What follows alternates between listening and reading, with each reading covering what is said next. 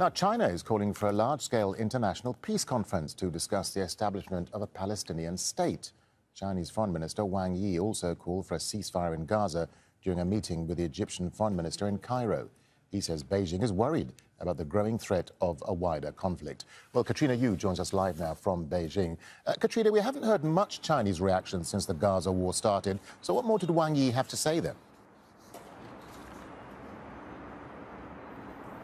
Well, actually, China was very vocal after the initial beginning of the war in October and the weeks following. China called for a ceasefire rather quickly. It's also sent a special envoy. It's been quite vocal at the United Nations. But it is true that this is the most significant statement we've had on the crisis recently from Wang Yi. And he made these statements while on a tour of the Middle East and Africa. He's currently in Tunisia. And this statement was released after a stop in Egypt, where he met with the foreign minister there, as well as the Secretary General of the League of Arab States. Now, what Wang Yi is calling for, the foreign minister from China is calling for, is a large-scale peace conference to discuss the implementation of a two-state solution, one that Wang Yi says must be authoritative and effective.